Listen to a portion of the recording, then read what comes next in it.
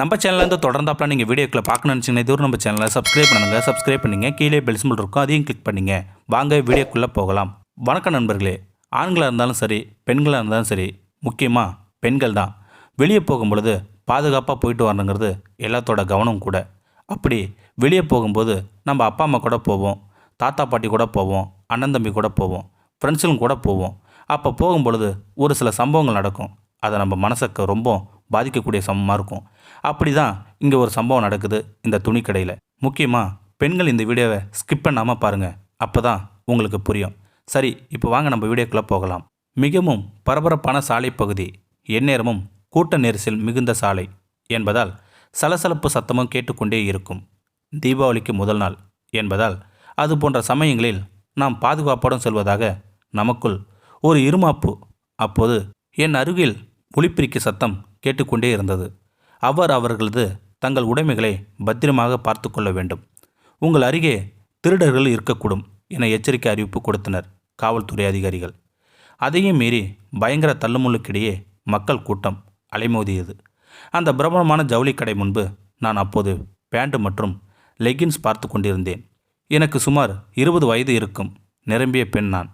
அண்ணா, churidar top மற்றும் leggings வேண்டும் என்று கேட்க, அம்மா, அது 3வது மாடியில் தான் இருக்குமா என கூற, உடனே 3வது மாடியை நோக்கி நகர்ந்தேன் நான். ஆனால் அங்குதான் எனக்கு எதிராக தீட்டிய சதி திட்டத்தில் சிக்கப் போகிறேன் என்று தெரியாமல் சுடிதார் டாப் மற்றும் லெகின்ஸ் வேண்டும் என்று கூறினேன். அண்ணா, போன வாரம் வந்தப்போ அளவு தப்பாக கொடுத்துட்டீங்க அண்ணா என கூற, சரிம்மா, நான் உனக்கு தகுந்தமாறு தருகிறேன், நீ போய் அந்த அறையில் சென்று போட்டு பார்த்துவிட்டு வந்து எடுத்துக்கோமா என்றார் ஜவுளி கடையில் வேலை செய்யும் வேலைக்காரன். தனக்கு பிடித்த 4-5 ட்ரெஸ் செலக்ட் பண்ணிவிட்டு அறையை நோக்கி என் கால்கள் நடந்தது. சிறிது நேரத்தில் நான் கதவை சாத்தி கொண்டேன். அறை முழுவதும் கண்ணாடிகள். நான் தன் மேல் அணிந்திருந்த புடவையை அவிழ்த்தேன். கொஞ்ச நேரம் தனது அழகிய கண்ணாடியில் ரசித்து கொண்டே இருந்தேன். ஒவ்வொரு சுடிதார் டாப்பும் மற்றும் லெகின்ஸ் பேண்டும் பார்த்தேன். திரும்பவும் தன் புடவையை உடுத்தி கொண்டேன் நான். அதுவரைக்கும் எனக்கு அந்த காட்சிகள் தான் 3வது கண் பார்வையில் இருக்கின்றது என்று தெரியவில்லை. இப்படி பல பெண்கள் சோதனையில் சிக்கியுள்ளது எனக்கு அப்போதும் தெரியவில்லை. இது அனைத்தும் முதலாளியின் டேபிள் கம்ப்யூட்டரில் ஓடியது. குழு ஏசி அறையிலிருந்து பார்த்து கொண்டிருந்தான் அந்த கயவன்.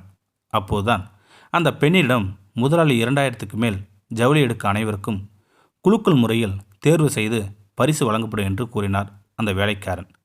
அதனை நம்பி நானும் தனது தொலைபேசி நம்பரை அவரிடம் கூறினேன். மறுநாள் எனக்கு இரவு ஒரு குறுஞ்செய்தி வந்தது. அந்த குறுஞ்செய்தியை பார்த்தேன். அதில் 10 நிமிடம் ஓடக்கூடிய படம். அதை பார்த்த உடனே ஒரு நொடி என் மூச்சே நின்றுவிட்டது. அதில் நான் ட்ரெஸ் மாற்றும் வீடியோ காட்சிகள். உடனே அந்த நம்பரை தொடர்பு கொண்டேன் நான். எதிர் திசையில் அந்த நயவஞ்சக முதலாளி. நான் மெதுவாக ஹலோ என அழைக்க முதலாளியின் வரட்டு சிறப்பு புரிந்து கொண்டேன். ஐயா, உங்களுக்கு என்னையா வேணும், ஏன் இப்படி செஞ்சீங்க என்று கேட்க, நீ எவ்வளோ அழகாக இருக்க, ஒரு நாள் என் கூட என இழுத்தார் அந்த நயவஞ்சகன் முதலாளி. அந்த வீடியோ காட்சிகளை அழித்து விடுமாறு கெஞ்சி கேட்டுக்கொண்டேன் நான். அப்படி என்றால் நான் சொன்னது போலவே ஒரு நாள் என் கூட வா என்று அழைத்தான் அந்த நயவஞ்சகன் முதலாளி. வேறு வழியின்றி நான் அவனிடம் தன்னையே எழுந்தேன். ஏன், எதற்காக இப்படி ஒரு செயல் அரங்கேறுது என்றால், நான் ஒன்றும் அந்த அளவுக்கு கேவலமானவளும் இல்லை. நான் ஒரு ஏழ்மையான குடும்பத்தில் பிறந்தவள். இந்த செய்தியை என்னுடைய அப்பா அம்மாவுக்கு தெரிய வர அவமானத்தில் தூக்கில் தூங்கி விடுவார்கள் என்று நினைத்து இந்த அவமானம் தன்னோடு போகட்டும் என்று தன்னையே அவனிடம் இழந்து விட்டேன். அந்த நயவஞ்சக முதலாளி என்னை சூறையாடி விட்டான். அன்று நான் ஒரு முடிவுக்கு வந்தேன். இவனை எப்படியாவது பழித்திருக்க வேண்டும் என்று எனக்கு ஒரு எண்ணம் தோன்றியது. அன்று முதல் நான் அவனை பின்தொடர்ந்தேன். அவன் அடிக்கடி தனது குடும்பத்துடன் ஒரு பிரபலமான ஹோட்டலில் தங்குவதை வழக்கமாக கொண்டிருந்தான் அந்த நயவஞ்சகன். அந்த ஹோட்டல் முதலாளிடம் கெஞ்சி கேட்டுக்கொண்டேன் நான். தனக்கு ஏதாவது ஒரு வேலை தரும்படி அந்த முதலாளியும் என் மீது கருணை கொண்டு ரூம் கிளீனராக வேலைக்கு அமர்த்தினார். பிறகு அவன் தங்கும் அறையின் பாத்ரூமில் ரகசிய கேமரா பொருத்தினேன் நான். நான் நினைத்தது போலவே தனது குடும்பத்துடன் அன்று அந்த ஹோட்டலில் தங்கினான். பிறகு மறுநாள் காலையில் எழுந்து தனது குடும்பத்துடன் புறப்பட்டு சென்றான் அந்த நயவஞ்சகன் முதலாளி. அன்று இரவே அவனுக்கு ஒரு குறுஞ்செய்தியை அனுப்பி வைத்தேன். அந்த குறுஞ்செய்தியை பார்த்தான் அந்த முதலாளி. அதில் அவன் மனைவியும் மகளும் பாத்ரூமில் குளிக்கும் ஒரு வீடியோ காட்சிகளை அரங்கேறுது. அதிர்ச்சியில் உறைந்து போனான். என் நம்பரை தொடர்பு கொண்டான் அந்த நயவஞ்சகன் முதலாளி. நான் மெதுவாக எனது ஃபோனை எடுத்து அவனைப் போலவே வரட்டு சிரிப்பு சிரித்தேன் நான். பிறகு நான் மெதுவாக சொன்னேன், நாளை காலையில் இன்டர்நெட் முழுவதும் இந்த காட்சிகள் பரவும் என கூறியபடியே நான் எனது கைபேசியை துண்டித்து விட்டேன். அந்த நயவஞ்சகன் முதலாளி எத்தனை பேர் வாழ்க்கையில் நான் விளையாடியிருப்பேன், இன்று எனக்கே இந்த நிலை என்று கூறியபடியே அவன் தன் அரைக்கதவை பூட்டிக் கொண்டான். அந்த நயவஞ்சகன் முதலாளி மறுநாள் காலையில் அவன் வீட்டில் அலறும் சத்தம். வெட்கத்தில் அவன் தன்னையே மாய்த்து கொண்டான். தோழிகளே, நீங்கள் வெளியே செல்லும்போது கொஞ்சம் கவனமாக இருங்கள். உங்களை மூன்றாவது கண் எதிரே பார்த்து கொண்டே காத்திருக்கும்.